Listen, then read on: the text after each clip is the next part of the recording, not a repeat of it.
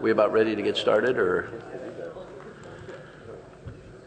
Okay, good morning, everyone. I'd like to call this meeting of the ARB to order. Why don't we start out with roll call? Yes, good morning. Chair Guyer? Here. Vice Chair Liu? Here. Board Member Balte? Present. Board Member Firth? Board Member Kim? Here. All present, thank you. Okay, is there anyone who would like to address this board on any item that is not on the agenda? Okay, seeing none, I'll close that portion and go to agenda changes, additions, deletions. I guess you want to just do the items 1 and 2 under that, or basically the meeting schedule and assignments and list of staff? Yes, so for the meeting schedule, our next few meetings would be April 21st, May 5th, and May 19th. For the April 21st hearing, I just wanted to give you a heads up on the items that you're likely to hear, which would be the draft EIR for the comprehensive plan. We'll be talking about that. We also would be talking about 4175 Manuela and 355 University. So those are likely on the agenda for the 21st. Also for this hearing, 355 University had originally been continued to this hearing, which is April 7th. It is now being continued again till April 21st. That did not make it on the agenda, so we will send out new notices to make that clear. And then you have the list as far as staff approvals. You have the list in your packet. We have 3 staff approvals that we've done recently. Thank you. Yeah. What is it that we'll be doing with the draft EIR for the comprehensive plan? Just reviewing and commenting. This is our own comments. This is not a public hearing of some kind. It is a public hearing. I mean, the public's invited to make their comments as well, but it's more just informational, provide us with your comments. But it's not advertised as the public's opportunity to comment on this draft EIR. There'll be others. The public will have several opportunities. Right. This is one of them. Thank you. Okay, and one other item. I noticed on, where is it now? The approval of the minutes for March 17th. I don't see it on there. Oh, here we go. It's down at the bottom, but sort of I don't know if that makes a difference. Well, now that I've already started it, why don't we do it now? Any comments, or has everyone had a chance to read it? Any comments? I have one minor comment. So under 2, list of staff approved minor architectural reviews, it says Chair Guyer and Board Member Firth did not receive the list. And so I also didn't receive the list in the packet, but staff provided the list during the meeting. I think that goes for all the members. Anything other than that? Excuse me, Robert. Is it just me, or am I missing information about the 901 High Street project? I just don't see anything here whatsoever about that, and I'm pretty sure that was this meeting.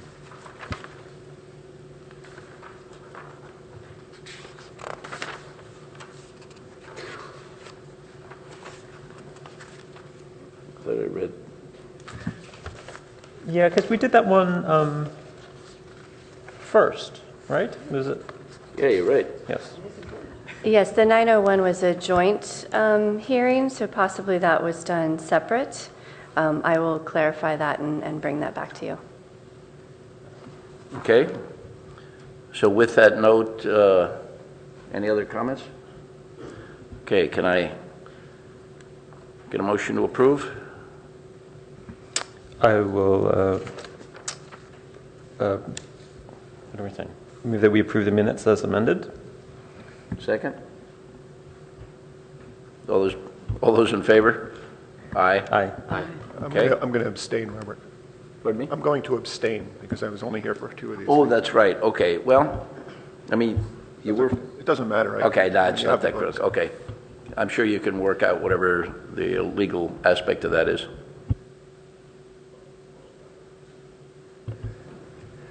Okay, now let's see, out of the way.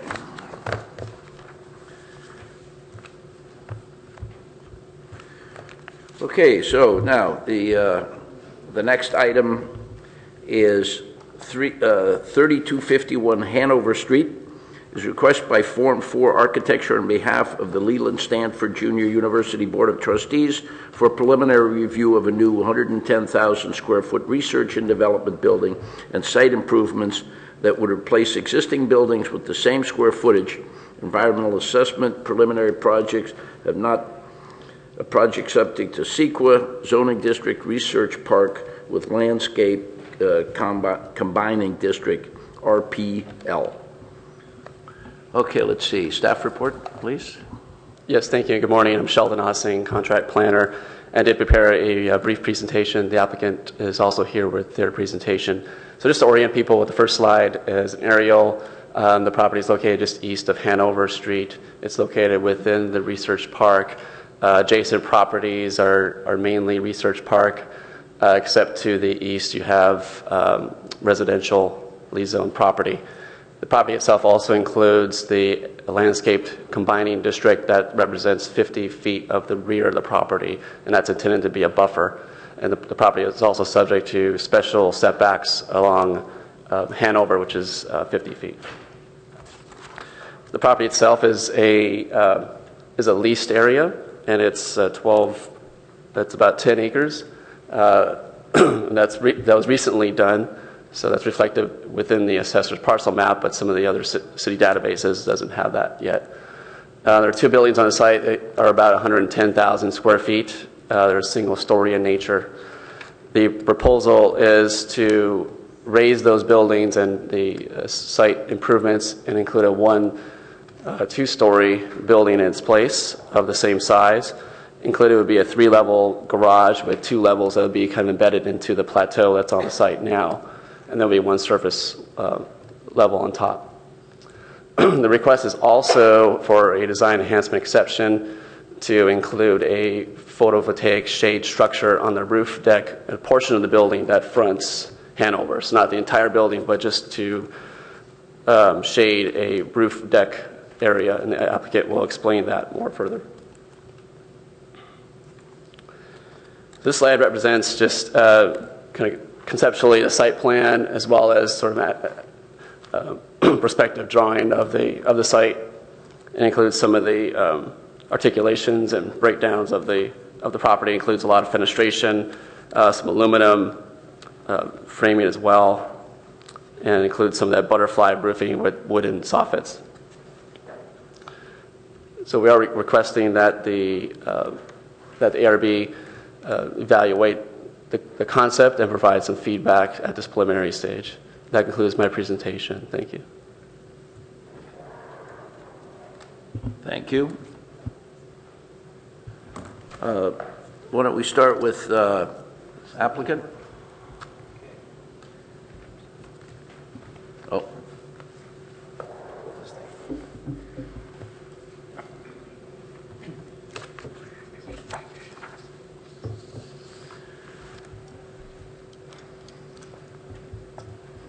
Tell you what, while we're doing that, are there any questions that any of us have? Okay. I have a pretty simple one for Mr. Singh. So with this recent division of the Lockheed parcel into 2 parcels, is the remnant parcel still a complying parcel? This didn't create any nonconformities? Yes, that's correct. Thank you. Anyone else? Okay, Bob? Can you make it go to full screen? L. Oh.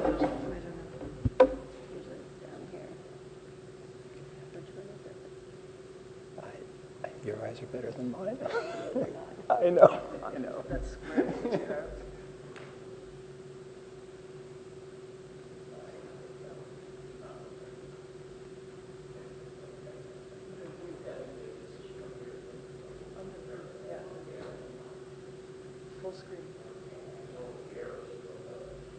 There we go. Thank you, Jody. Okay, Bob, you know you've got 10 minutes. Okay, thank you. Good morning, everybody. My name is Bob Giannini from Form 4 Architecture, and I'll explain the butterflies in a minute. But as Sheldon mentioned, this is the vicinity map, and we do back up to residential properties, so I'll spend a little bit of time talking about that. This is the existing project right now, and it's, as Sheldon mentioned, it's two one-story buildings that total about 110,000 feet, surface parking down here.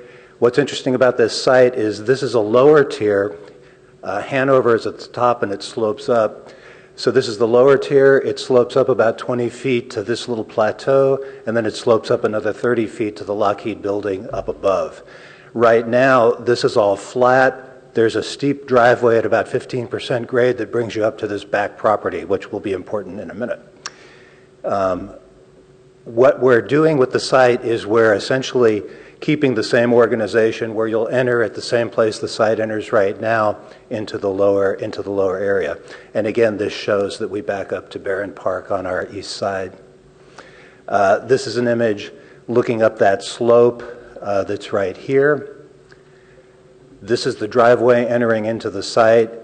As you go up Hanover, the site hits the street right in the middle, so there's a spot where we're level with Hanover at that upper plateau, and that's where we also have our main entry. This is a section that shows what we're doing, and what we're trying to do is really work with the grades.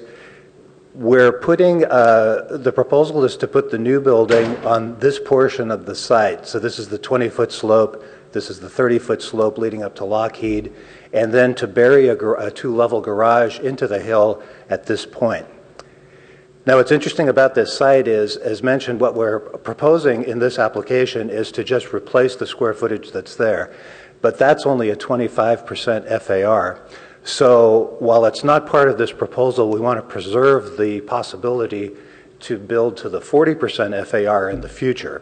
So the intention is it would go on top of the garage, and that really informs the master planning because we wanted to get the bulk of the cars closer to the buildings and then pop up into the center of the courtyard on the upper tier. This is a little site diagram that shows how we've organized the site. Again, we enter down here. This is the flat area where we hit Hanover. And I want to spend a little bit of time talking about the residential neighborhood behind because we've spent quite a bit of time working with the neighbors. We've had two really well-attended neighborhood meetings with most of the neighborhood there. I've talked about the project, and I think the issues that really surfaced on this is trying to control noise from the project in general and from cars, but also to avoid light spill from the building and from the parking lot. So we've done a couple of things in the initial master plan to make our job easier in mitigating those concerns. We've pushed the building 93 feet back from the property line. There's already existing heavy landscaping here, and we're going to use that 93 feet to continue to beef that up. So our plan is to continue to work with the neighbors to mitigate those concerns using earth berms and walls to control sound and landscaping to control light. And we'll talk more about that. That's a work in progress. We have another meeting set up with the neighborhood on the 18th to actually go out to their homes and sort of look at the project from that vantage point. But it's something we're taking really serious of trying to really make sure this building will be as good a neighbor as it can be. The other thing that's interesting is we're taking out this parking that's down here right now and doing a temporary landscape down there because if we didn't, with our new garage, we'd be considerably overparked. So if there ever was a phase 2 and we go to the 40% FAR, then that area would become surface parking again. This is an illustrative landscape plan. I am here with our landscape architect as well as the building owner, and they can talk more about what we're thinking about landscape. One of the things we've done is, one of the things that generates a lot of noise is when you come down this driveway and go up the 15% grade, cars have to stop, or trucks, make a hard turn and then gun their engine to get up that hill. By doing what we've done, you'll enter the lower garage at this driveway, the lower level of the garage, the upper level of the garage at this driveway, and then by the time you get to here, it's only about a 3.5% grade to get up that hill, so it's almost flat. So that'll help. And then we've eased it to try and control any noise. And the notion would be we would build earth berms and walls and what have you here to make sure that's all screened. But again, we're still working on that. Images from the street, this is what it looks like now with one-story buildings, and this is the two-story building. And then jumping into the architecture, as we started to work on it, we wanted to introduce light well into the building, so we came up with this idea of the butterfly roofs with clear stories at the end to bring light deep into the buildings. It generated this kind of form, and as we did it, and the fact that it sits on top of this hill, we thought it's kind of like this little flock of butterflies sort of landing on the hill. So I actually looked up what a flock of butterflies is. It's a kaleidoscope. So this has become a little bit of a theme of the project. And as we got into it, we're trying to kind of reinforce that sort of lyrical motion. So this is, these are new images because, again, we're prelim and we've been continuing to work on the project. But this is how the project would look as you come up.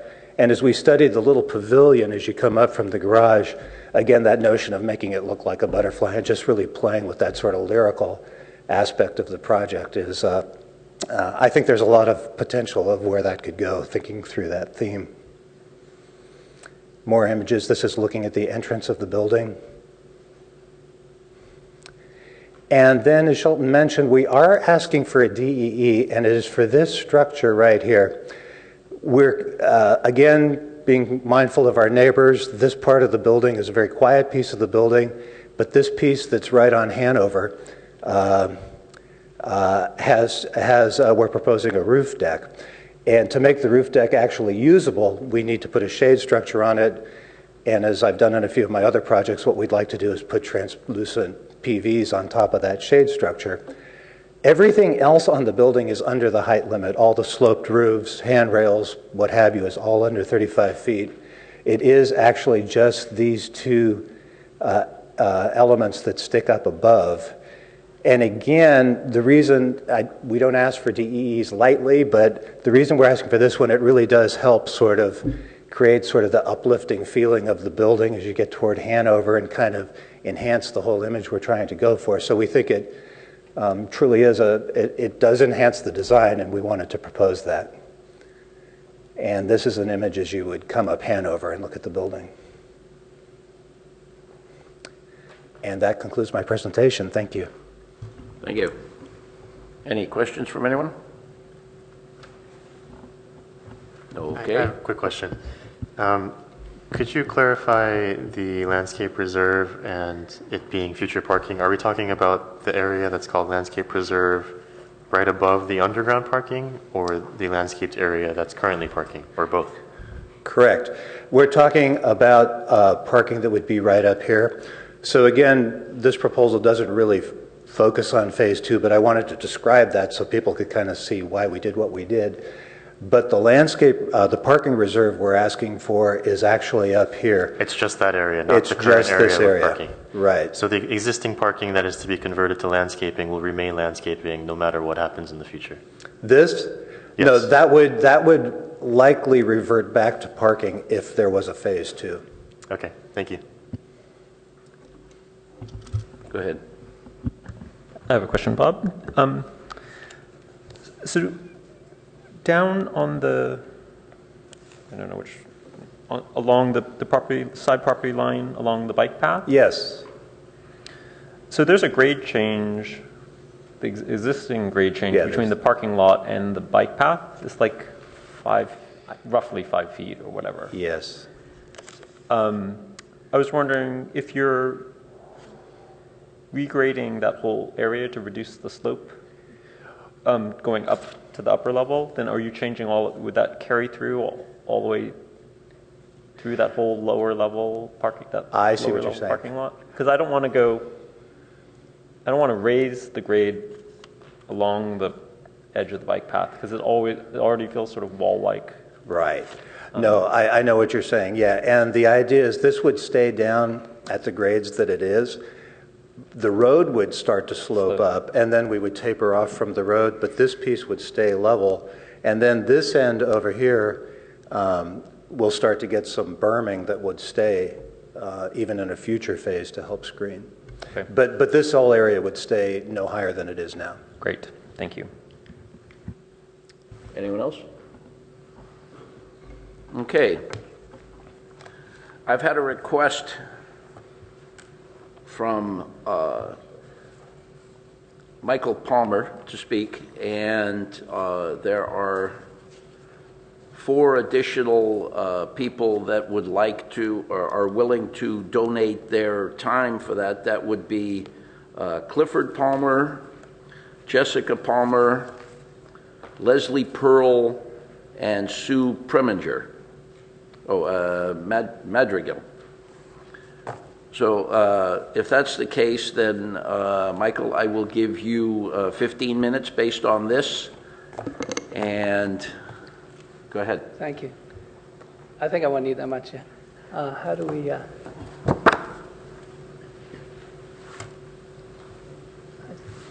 Let's try that.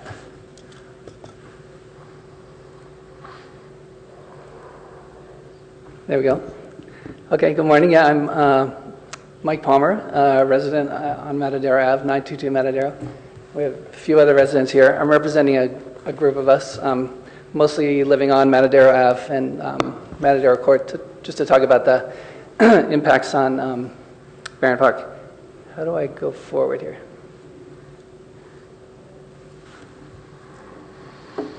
Roll it. Oh, there we go. Okay. So many of you are probably familiar with Barron Park. It's a lovely, bucolic place to live. We have Bull Park, this kind of chain of meadows going through the middle of Barron Park. We have the famous Bull Park donkey pasture. We have this bike path that runs through Barron Park below. It's home to 2 elementary schools and Gun High School. It was actually annexed into Palo Alto late, 1975, and part of that annexation was that it was allowed to maintain its semi-rural character. So, for example, there's no sidewalks really in Barron Park. So a lot of people use the bike path, and in particular, at lunchtime, you see a lot of people with company badges, taking their lunch break and walking in the park. So companies around the Barron Park do definitely benefit from the character of Barron Park. So this, just to talk about the office park that they're planning here, it is quite large scale, and it will impact the neighborhood. This first phase is 110,000 square feet. The next phase, they'll be allowed to build almost 70,000 additional square feet. It's a 2-story building, so higher up than the current buildings. It's going to be a high-tech tenant. They're planning to have rented, so those companies tend to work late hours and weekends. That doesn't fit very well with the all-glass design that they're proposing, because that'll tend to mean the lights will be on, late at night, coming out through the all-glass facades of the buildings. And there's going to be a new employee drop-off on the upper level there. So there will be decent amount of traffic through the day going up and down to that between the upper and lower levels. Just to compare to the old Lockheed buildings, the little flyer we got in the mail said this is replacing existing square footage, but that kind of understates the impact because there will be this additional square footage. This is the existing Lockheed buildings. You can see there's these kind of low-slung single-story buildings, a lot of concrete. I don't know if you can see my little arrow. Here's the tiny little office windows, in these concrete walls. So it's quite different. It's quite different design. Lockheed is a defense contractor, and they tended to work 9 to 5 weekdays. Maybe the worst impact of Lockheed was this noisy ramp that we have experience with noise from that location. They would have deliveries come up this ramp, but not actually the employees. The employees all park below. So there's 2 specific impacts we'd like to see reduced. One is the traffic noise on the driveway ramp that we've been talking about, which is currently planned to keep it in that spot near the Matadero property line, near our side. And then the other one is light pollution from the all-glass facade of the building at night. And mainly we care about the Matadero side. The other side, you know, it's fine, you know. So the driveway ramp is here. In the first plans, this is actually one of Bob's kind of sketches. This number 1 is the ramp. Initially, this was level, this driveway coming from Hanover toward Matadero, and then the ramp was just here, the upslope was here. Oh yeah, this is a kind of simplified topography. This yellow is a kind of lower level, and the orange is this upper plateau, right? So the houses are level with this parking area, and they're kind of level with this driveway coming in. So that currently the car lights, you know, and cars are approaching kind of our properties down here. These houses are figurative. These aren't the actual houses. So I'd written a letter, the neighborhood together wrote a letter to Sand Hill Property Company suggesting some alternate locations, how you could get cars up to the upper level. So one was this number 2 here. At this point, I think Bob mentioned, it's actually level with Hanover. The orange, you know, plateau is level with Hanover there. So that's a potential option we suggested. Another would be to move the ramp back, further back from Matadero toward Hanover. So put it here. It's the same elevation difference that, you know, that would be here. So you should be able to accomplish that. So here, these are the 2 the garage entrances. And we're suggesting, how about put the ramp here instead, set further back. In addition, we're thinking of berm. If you remember, this orange level is higher. So this berm could actually continue approximately anyway, the elevation of the upper level. And it would have to slope down by the time you get to the bike path, but some of it could be higher. So sort of blocking this whole parking area, the noise along this driveway. Bob mentioned raising up the road, slowly sloping up.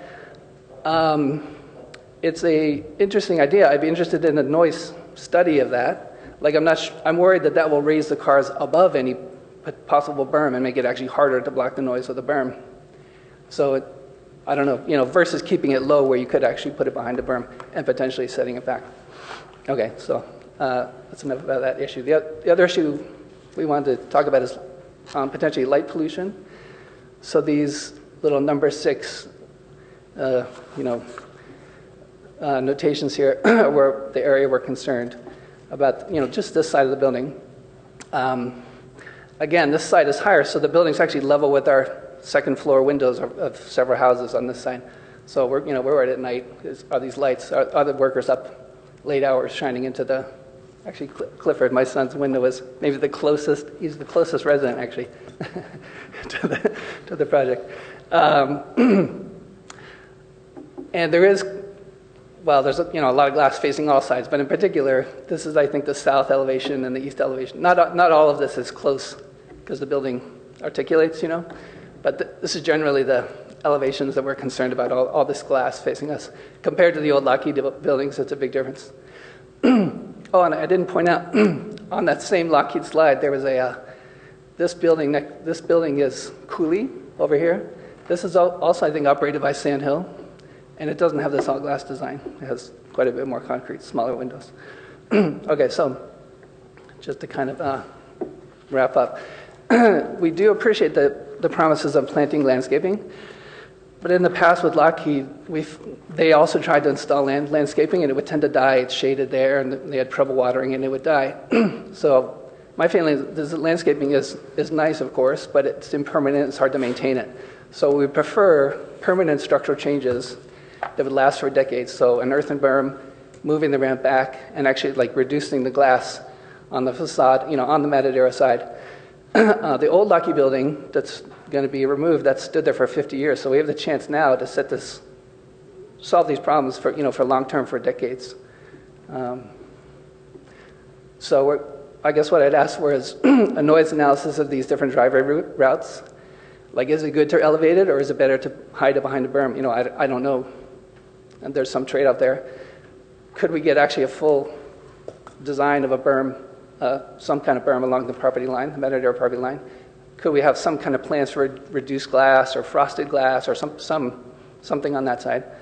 And could we get line of sight sectionals, where do the bedroom windows look in, and when you're standing here, how does it look? So about the exception that they're asking for, the neighborhood doesn't have too much opinion about it. We haven't heard much about it, so I guess my main question is does that roof deck, is it going to extend all the way down the roof? Is that whole roof mixed use, and will they have, like lunch areas everywhere in the roof, or will there be some kind of a fence or something to stop the employees from using the other half of the roof? I don't know. So I guess we don't have an opinion yet on that. So yeah, thanks to ARB for letting us speak here at the forum, and thanks to Sandhill for hearing our concerns. Thank you. Yeah. Okay, I also have a request by Jeff Levinsky to speak.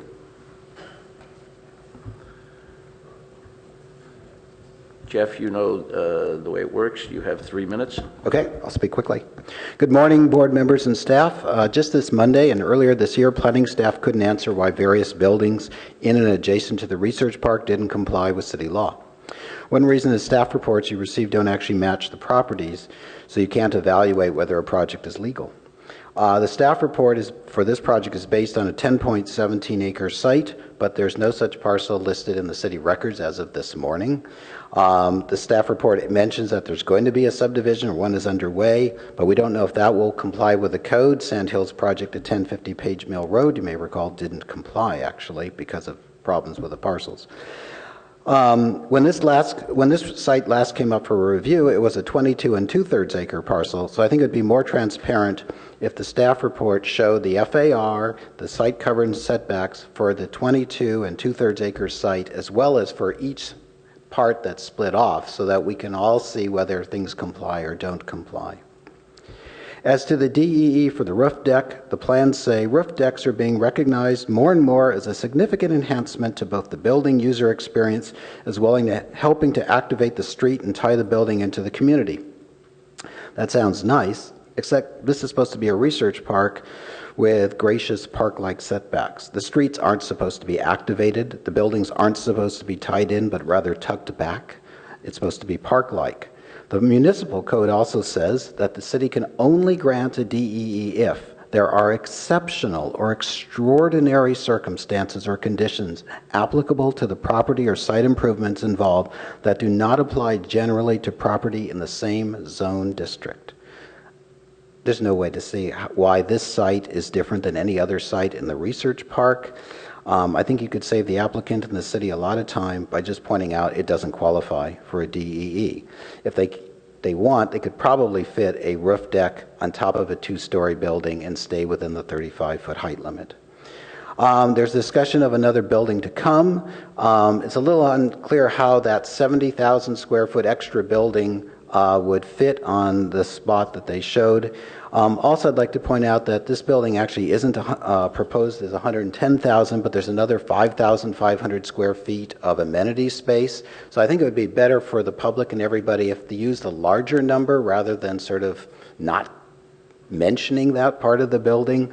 There's also an issue about the all-glass design, and as you probably know, there's concern about birds and what happens to birds when they encounter an all-glass building, and so I think that would be helpful to address as well. So in quick summary, transparency on site compliance, doesn't qualify for DEE, show the eventual building to come, the next phase, so we can understand the impact of that too, give the full square footage and birds. Thank you, Jeff. Is there anyone else in the audience that would like to address the board? Okay, seeing none, I'll close the public portion and bring it back to, are there any questions of either staff or the applicant? Yes, go ahead. I just had a minor one. On the Exhibit A or Attachment A that you gave us, there's an easement designated, and did you find out what that easement is? Or is it just something that shouldn't have been mapped after all? So the legend includes easement lines for other properties that are there's that in the big vicinity. easement that goes across the Cooley-Goddard project. And so on the site itself, there are some electrical utility easements adjacent to the north. There's the pathway. There's also electrical easement, utility easement.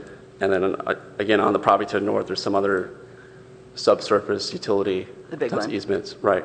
that connect with the Santa Clara Valley Water District. The water. Thank you. Anyone else? Okay, why don't we get started? Wynn, I tell you what, seeing as though you Opened my mouth. opened, no, you already, the mic's already open, so why don't you start? Robert, can I interject for 1 second? I was wondering if we could suggest, at least for me, I have a lot of questions about site planning and a whole bunch separately about the building design. I wonder if we could structure our conversation first about one and then the other. I think a lot of us are going to want to dive into the site planning a lot. I also would like to dive into the building design, but I think they're sort of separate almost. Can we, I don't know if the board is up for No, that, I mean, but in all fairness, I mean, we all have comments about one or the other. No, just feel free to go ahead and just cover whatever you want. I don't want to sit there and segregate it, but it, Can I say, sometimes we've tried in the past to do like 2 rounds instead of 1, and that way, if we only do 1 round, then Wynn doesn't necessarily have a chance to pick up on comments. Well, I'm happy to confine my my first round to the site plan and the process. well, I don't have any, Whatever you I don't wanna have do. any problem with doing 1 or 2 or 3 rounds. I mean, you know, everyone needs to get their opinion. I just didn't need to be, if it was, that it needed to be separated, but that's fine. If you prefer to do that, it's not that big a deal, but, Shall I go? So first of all, thank you for coming to us with these preliminary designs, and I must say I really enjoyed walking Matadero Court in Matadero. I had not had the occasion to be up there for a long time, and it really is very beautiful. I accidentally actually walked the upper end of this parcel because that's where the driveway that gives this address is, so I kept wondering why were they going to pull down those really big buildings on those really high plateaus, but it turned out they weren't. And I walked the ballpark access, and it is interesting. There's a lot of birdsong, there's a lot of sort of scrubby oaks, and it seems to be pretty good habitat. It's got an interesting design in terms of blind corners, and it has an interesting design adjacent to this property. First, as to the procedure, I went back and read a lot of, the first thing that struck me when I looked at these plans was on sheet CS01, it talks about this project, and in the blueprint text says that right now we're going to be doing we're going to be doing this first building, but that's way below the allowed FAR, and there'll be a second phase with a 70,000 square foot building. A 70,000 square foot building is, 7/10 as big as this one, and it requires 7/10 as much parking, so I don't think it's difficult to analyze the site design for, not quite 2/3 of the project. I went back and read the CEQA cases on environmental analysis of something like this, and unless the law has changed a lot in the last couple of years, I think that for environmental review purposes, we need to be looking at both phases of this project. And that doesn't mean that anybody designs those buildings now, but it does mean that you need to talk about what the complete likely build out of this project under existing zoning is going to be, so that we're not doing things that would make this work well environmentally, that are going to have to be undone when we get to phase 2, or that would require variances or design enhancement exceptions when you got there, because the point of CEQA is to look at the project as a whole, even if it's going to happen in phases, and even if the definition of that later phase isn't very precise yet. In this case, because you're dealing with a fairly small parcel of land and fairly very narrow range of permitted uses, I think you've got ample evidence to do a good CEQA analysis now.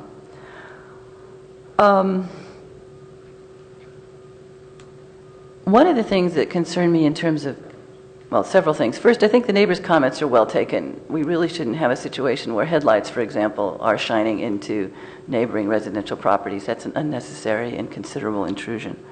And it may be that it's already designed to avoid that, but I think that's important. I would actually think the hardest part about living next to the existing Lockheed site is that big tank that says when fumes leak, get out of here. But I realize that's uphill. I'm concerned that this building will presumably be here for a long time, should humans be fortunate enough to still be on this planet 50 years from now. the city's planning for this coming period really depends on a major shift from using cars to using bicycles, shuttles, walking. I believe this isn't a mile from Cal Ave, so it's easy biking, right? And the Bowl Park path is what people use to get over to Los Altos. So I think we need to see a design that's much more obvious in the way it invites and encourages and facilitates access by shuttle, pedestrian, and bicycle traffic. I'm looking forward to seeing the landscaping. It would be a bitter irony if a 10-acre site, which is designed to appreciate butterflies, uses landscaping that's not good habitat. Because of the Bowl Park sort of mini forest, or woods, I guess, and also because of the extensive landscaping and greenness in the neighborhood. I must say I've never seen a semi-rural neighborhood with as many Maseratis before, but it has a tremendous amount of carbon sequestering activity going on. It's got a lot of landscape and a lot of just sort of unlandscaped space, both of which provide good habitat and a good impact. So I'm going to be interested in seeing, our code requires that we find that a new project doesn't create or exacerbate heat island situations. And I'm very much hoping that we see a site plan that makes it clear that this building greatly improves the present situation in that regard.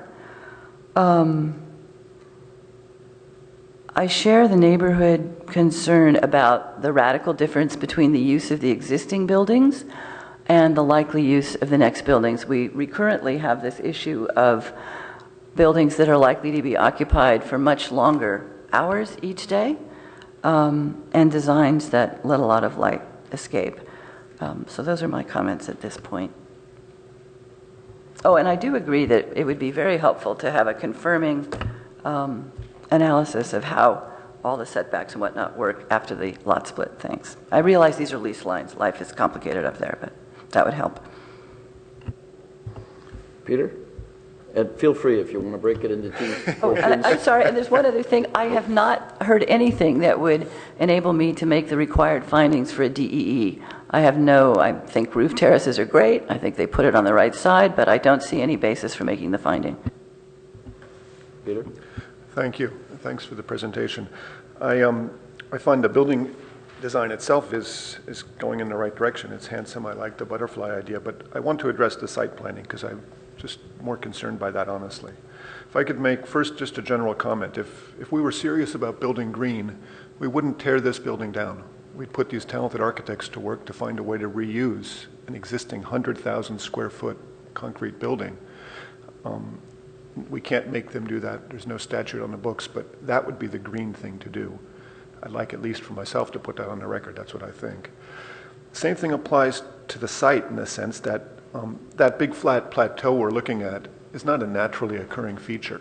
That was built there to build that building. We're now struggling with or working with that to develop this property. One thing to do would be to try to restore it closer to the original landscaping, which would be a more of a gently rolling hillside into which we could integrate this architecture.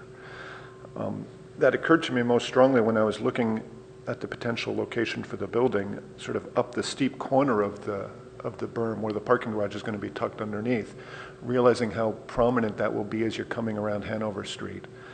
And it seems to me a lost opportunity to do a more gently landscaped or architectural treatment of that corner by bringing the grade back closer to its original native slope.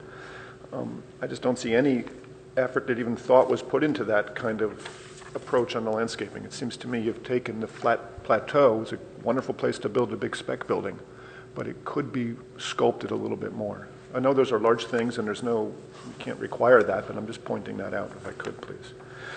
Then on a slightly more detailed level, there is a gorgeous oak tree in the middle. You've mentioned it in your drawing several times, but I'm concerned it's very close to the parking garage, and I don't see enough detail in the drawings to indicate that it that where it is exactly, and I know we're going to try to save that tree, but that involves early site planning to really make sure the parking garage, which is a 20-foot cut, is not within the drip line of the tree or even close. It's a very magnificent tree. I applaud the fact that you're saving it. You want to turn the building around it, make a courtyard. Those are very good design moves. But it'd be good if we could really understand where that tree is on these drawings. It's just not shown, at least what I could see anyway. I think it'd be great if staff could clarify at some point the concerns the neighbors had about the property area, setbacks, things like that. I'm sure we'll get to it all. It's a complicated process of determining exactly how things go. And I share Wynn's concern that a CEQA analysis ought to be done for the entire site. In fact, I'm also very concerned that if there's going to be another large building on this property, we ought to be thinking a little bit more about not just that there's a building, but where will it be put and how will it be parked. To that effect, I'm really concerned about the idea of building a two-story parking garage and then covering a third of the lot with a surface parking lot again. To me, this is a great opportunity to get rid of a lot of surface parking.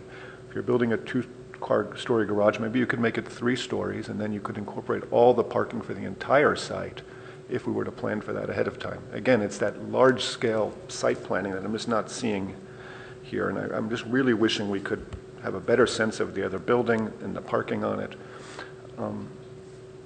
Then to step one last thing on the site planning, which is, I think Wynn alluded to again, we're trying to gear more towards a pedestrian and bicycle-friendly community. You have a wonderful bike park on the south side of the property, or I don't know, south side, the left side.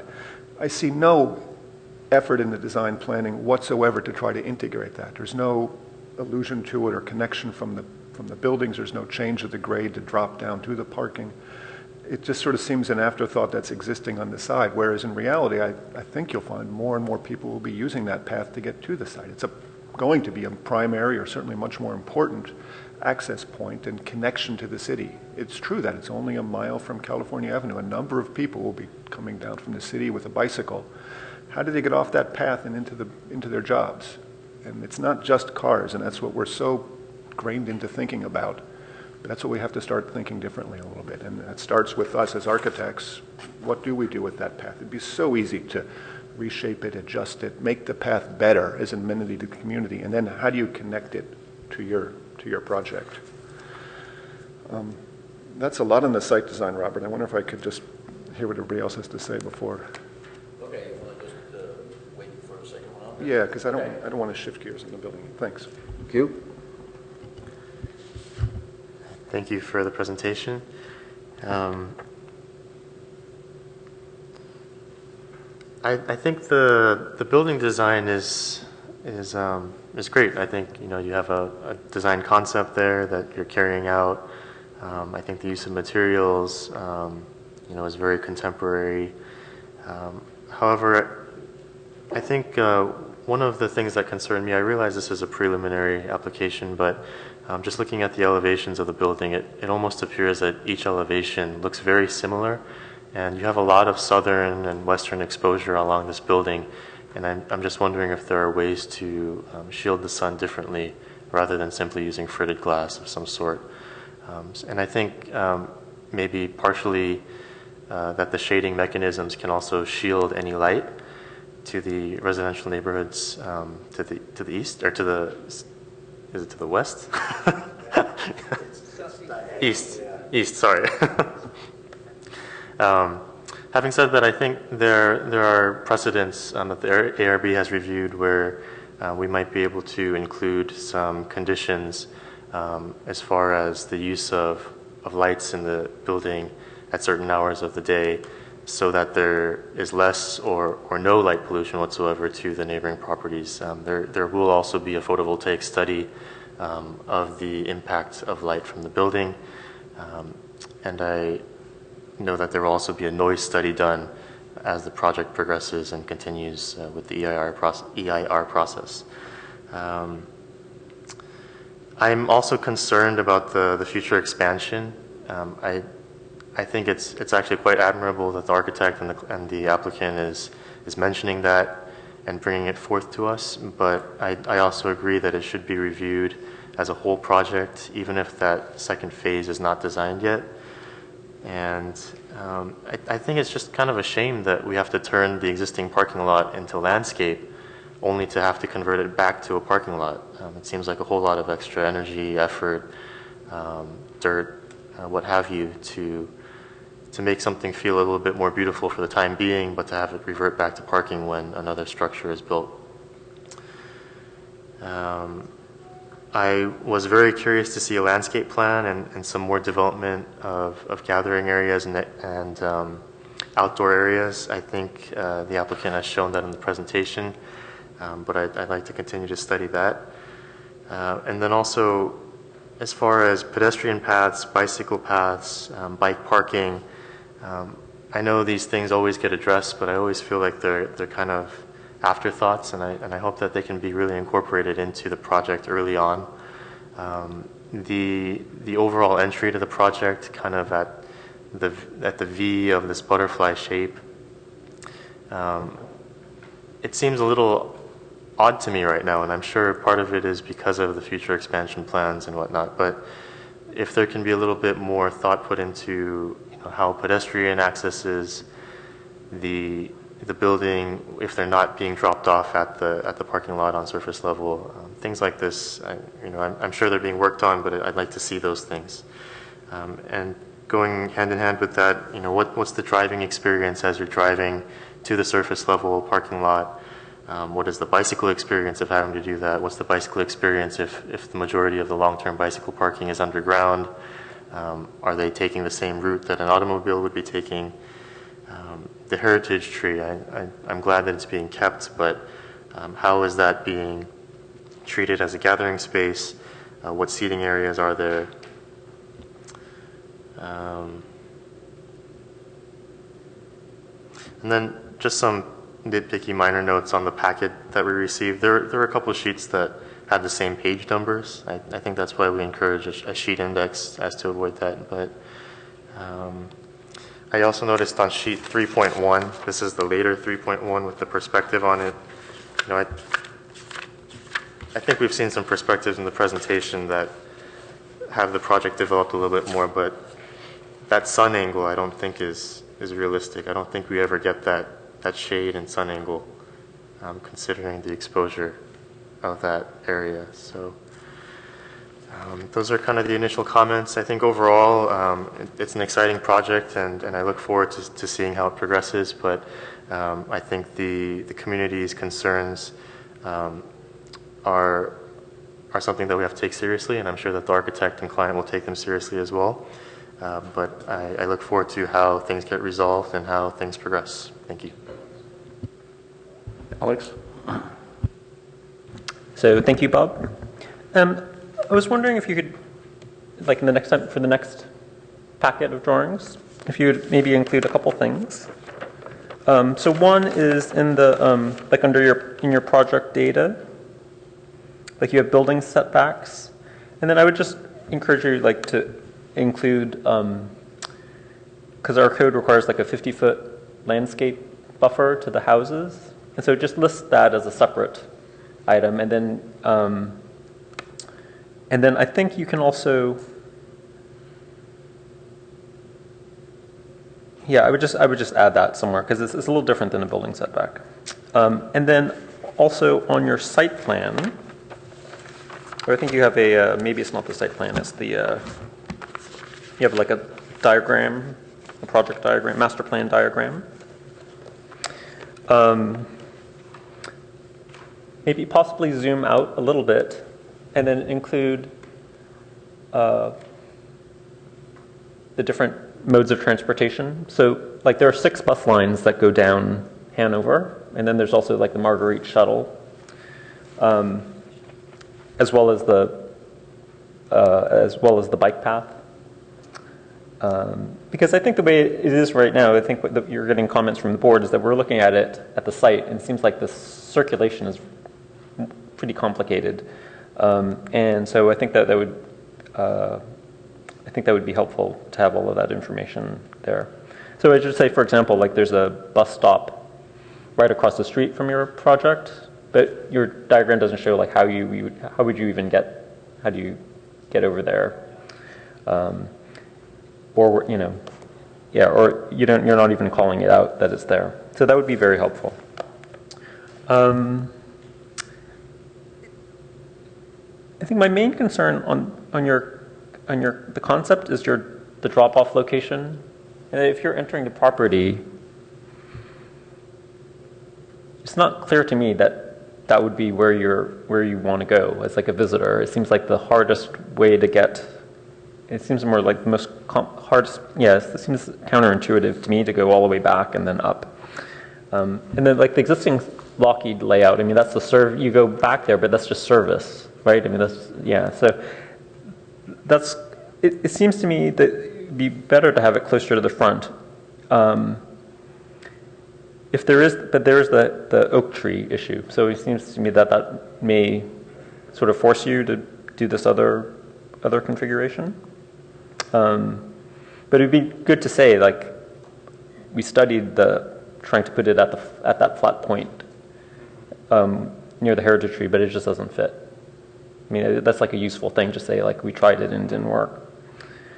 I do like you were showing like a butterfly roof for the garage entry point, which I think is a great idea. Like that, because I was thinking that's the worst.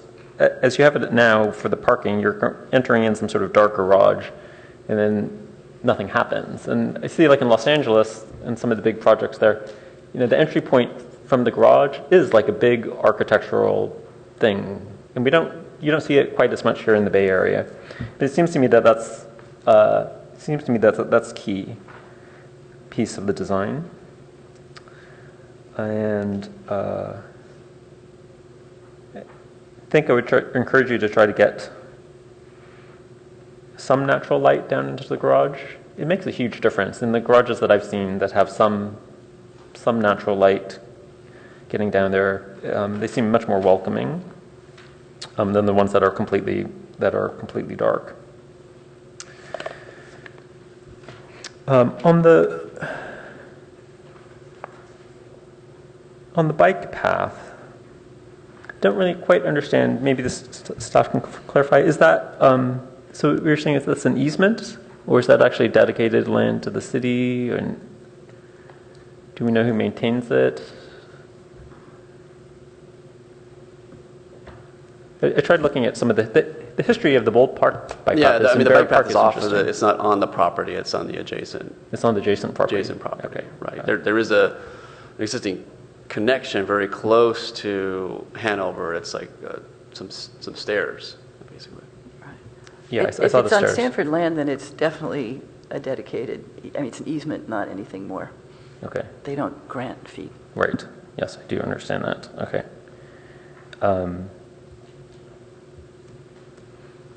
So anyway, I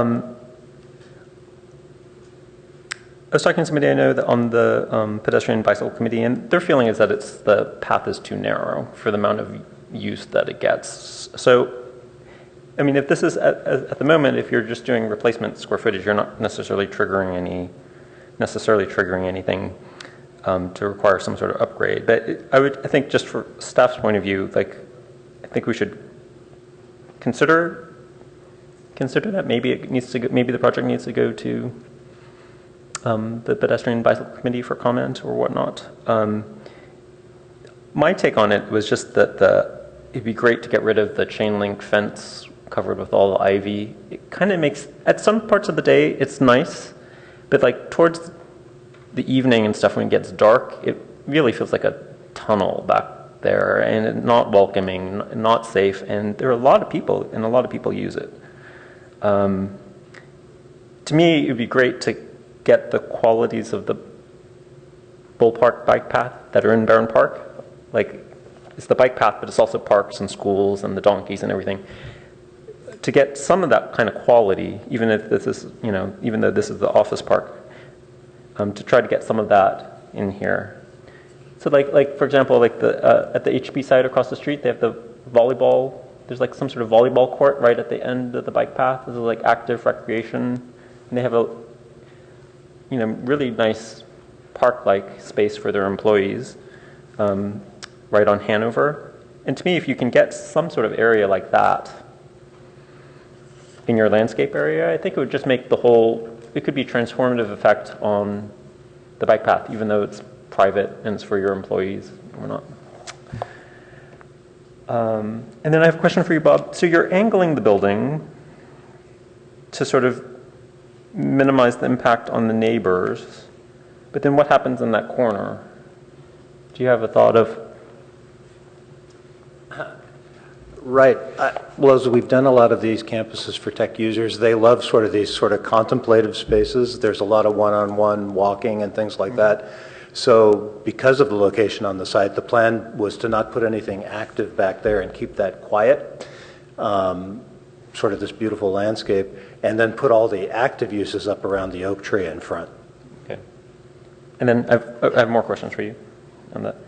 Are you thinking of any like cafeteria area that's more active, right, coffee cart or whatever it is? Right. All of that would happen in the courtyard between the 70,000-foot building. Again, we haven't designed it, but we know what size it is and where it would go, and that there's enough parking for it. That creates the courtyard between buildings, and the building wraps. So we angled the building for two reasons. One was to, as a mitigation to the neighborhood, but also to create this sort of courtyard that would be more delightful than if it was just two parallel buildings.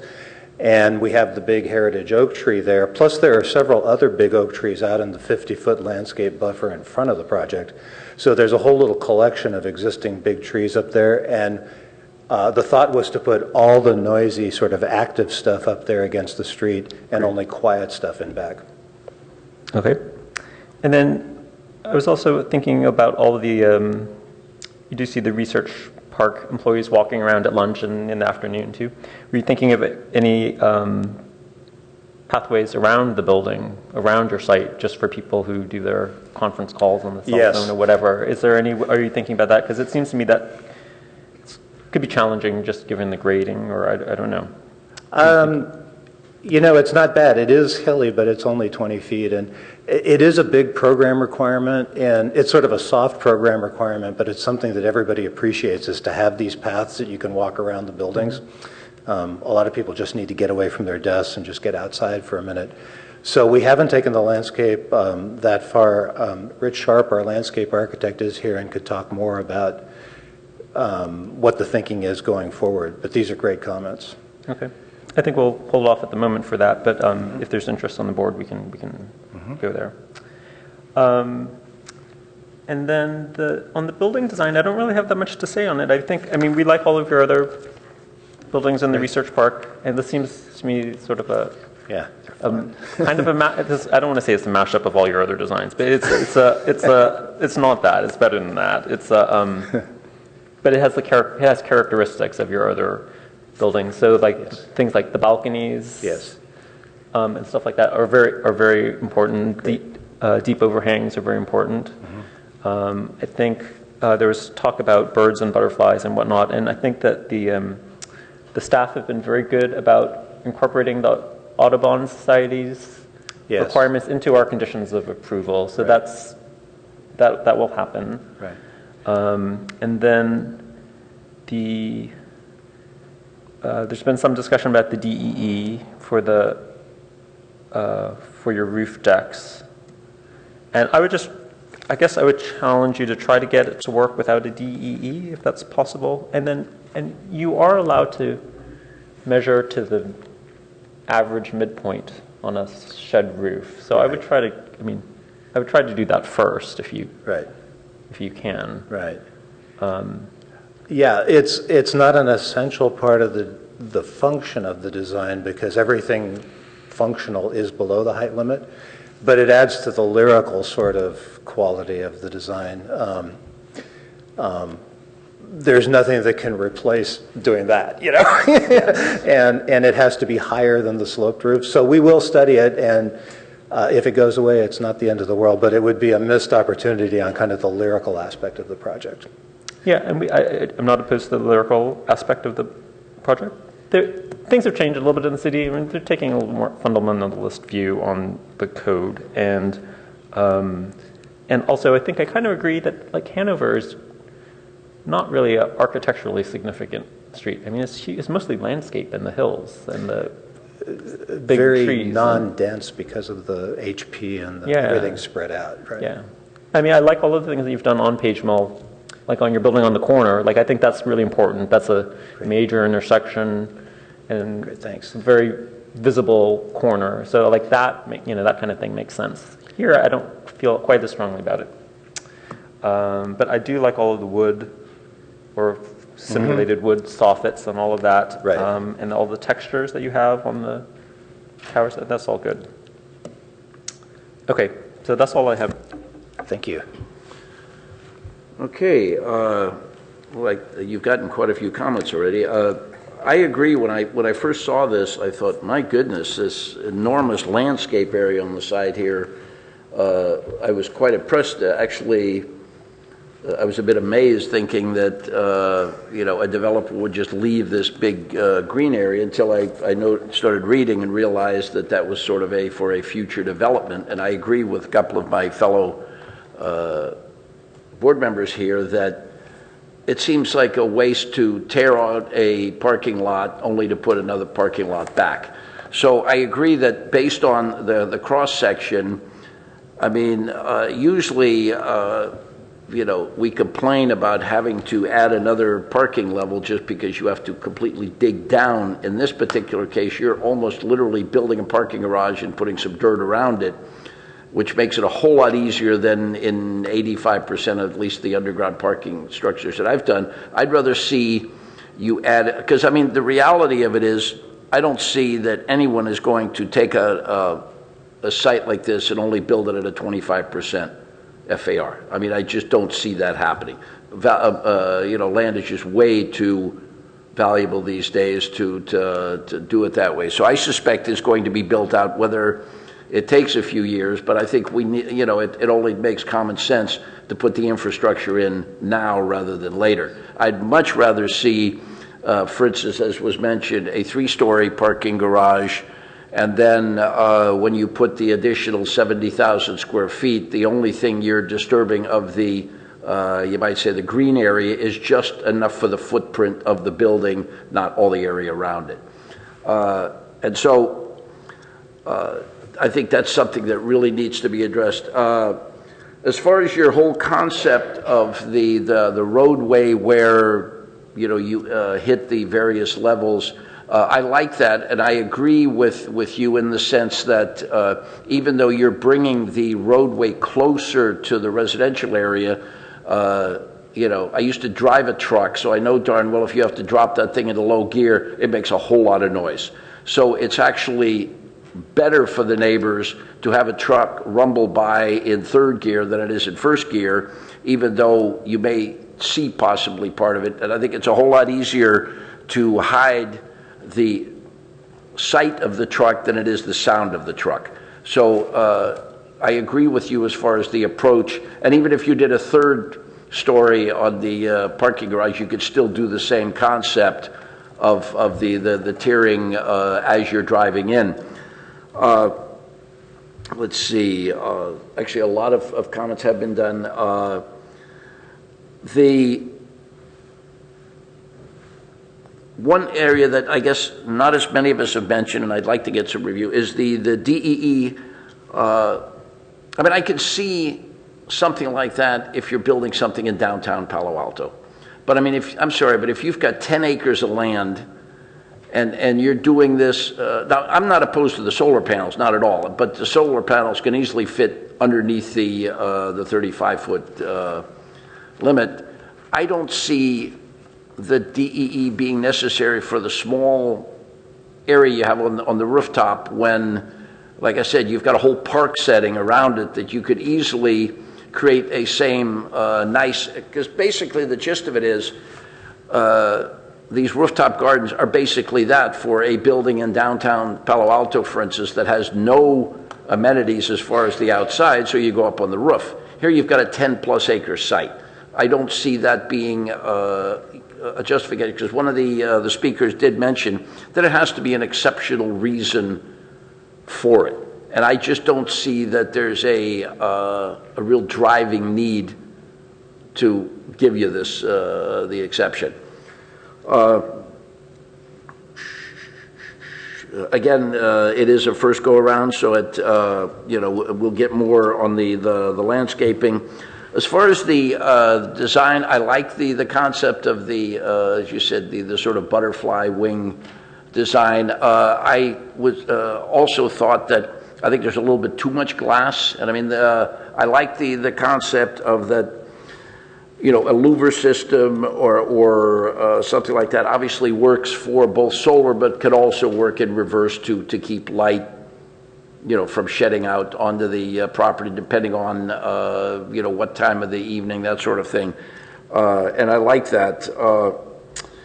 The other option, or the other part of it, is also invariably, no matter how beautifully you render these, if it turns out to be an office, people are going to have their storage boxes underneath facing the window, and maybe it's only your, the employees that see that, but I think it's going to make it look junkier than invariably it is, or the cable trays with the 800 wires that we all need nowadays, and that sort of thing. So it's sometimes, it's sort of like, I always love the renderings where you see this, 50-year-old elm or oak, when in reality it's a 10-gallon bucket that's going to be planted there, and it's there's a reality versus what's anticipated or would hope to be there.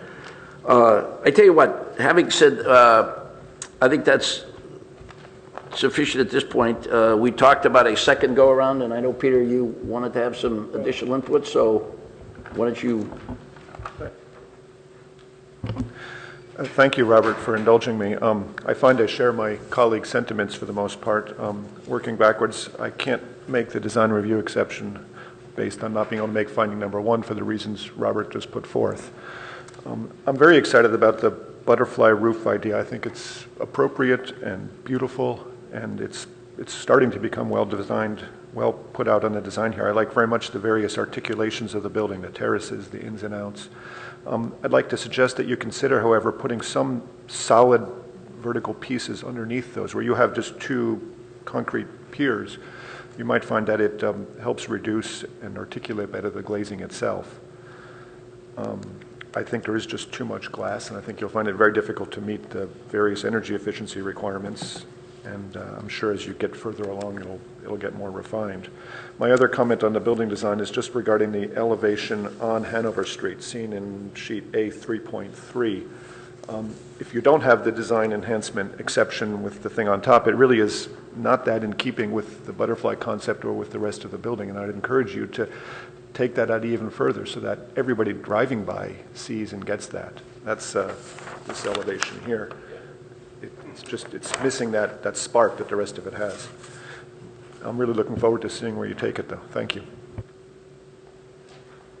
Q, you have any second? Okay. Alex, I'll get to you. Anything on that? Okay, Wynn?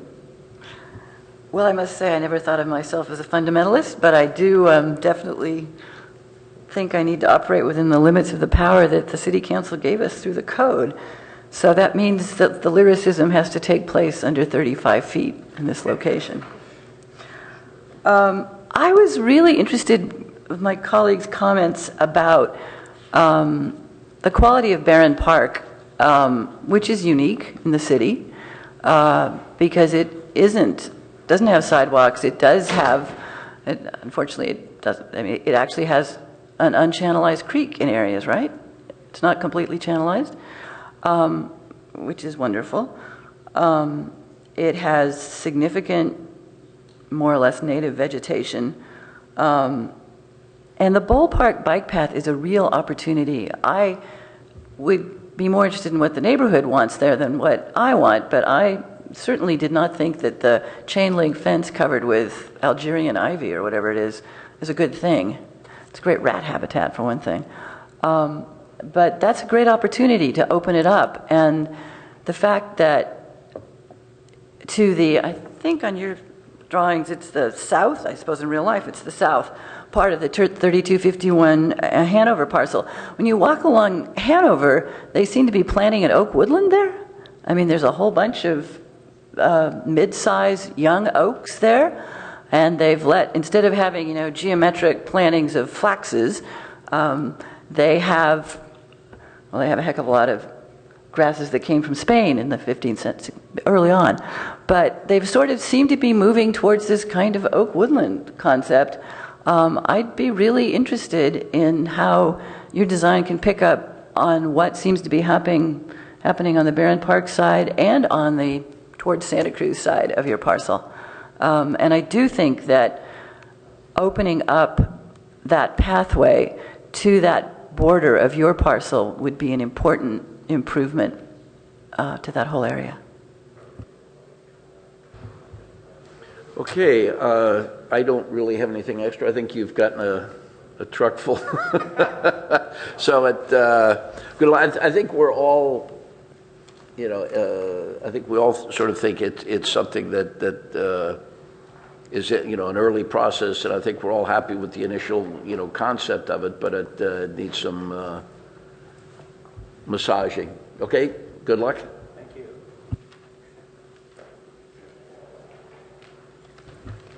Okay, let's see. If I can find there it is. I think that's it says we don't have any study sessions. We've already done the minutes, so there are a couple of subcommittee items, and with that, we're adjourned.